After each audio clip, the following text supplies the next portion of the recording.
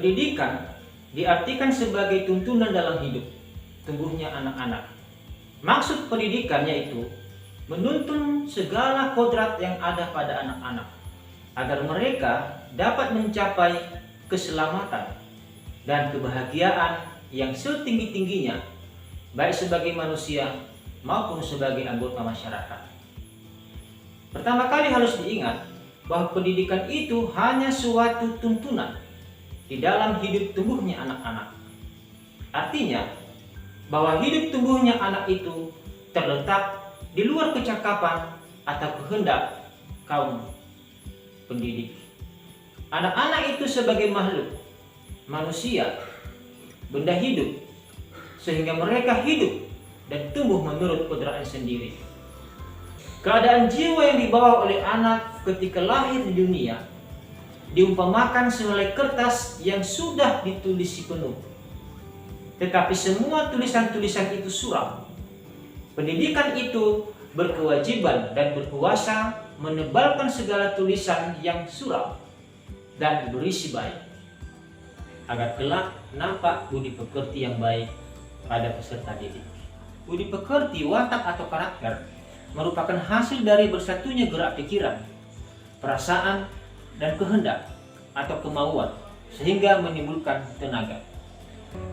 Ki Hajar Dewantara menjelaskan bahwa dasar pendidikan anak berhubungan dengan kodrat alam dan kodrat zaman. Kodrat alam berkaitan dengan sifat dan bentuk lingkungan di mana tinggal anak murid. Murid yang tinggal di kota merupakan bagian masyarakat kota. Pembelajaran mendekatkan murid dengan kodrat alamnya.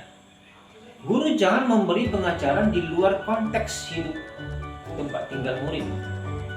Anak petani karet misalnya diberi pelajaran tentang menangkap ikan di laut.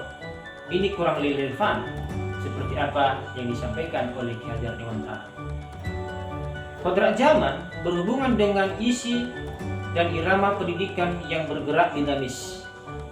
Cara belajar dan interaksi murid di abad 21 ini tentu sangat berbeda dengan para murid yang di pertengahan dan akhir abad ke-20 yang sudah kita lewati. Zaman yang terus berkembang, dinamis, mempengaruhi cara pendidik menuntun para murid. Ki Hajar menyampaikan juga prinsip-prinsip melakukan perubahan. Dalam hal ini, ajas trikot, yaitu kontinuitas, tidak melupakan akar nilai budaya, walaupun perubahan itu menjawab tantangan zaman, tetapi pendidikan itu tidak melupakan akar budaya.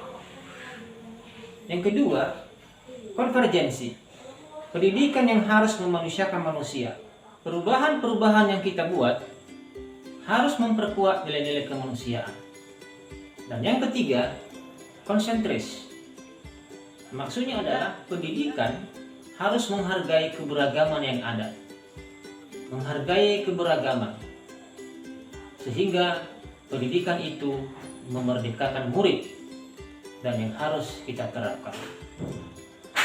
Banyak fakta berbicara ketika sang guru dengan sikap otoriternya memaksakan kehendaknya dalam pembelajaran di kelas. Bukannya menjadikan kelas yang menyenangkan, tetapi lebih mirip dengan situasi di penjara. Terkekang, takut, hingga tak tahu apa yang harus dikerjakan oleh para murid. Bukan lagi pembelajaran yang memerdekakan, tetapi pembelajaran yang meresahkan.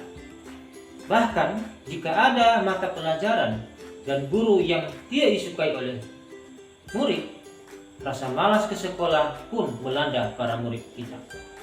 Nah, itulah mengapa sejak zaman kolonial, Ki Hajar Dewantara telah menggaungkan pemikiran menghamba kepada murid, yang berarti pembelajaran yang berpusat pada murid.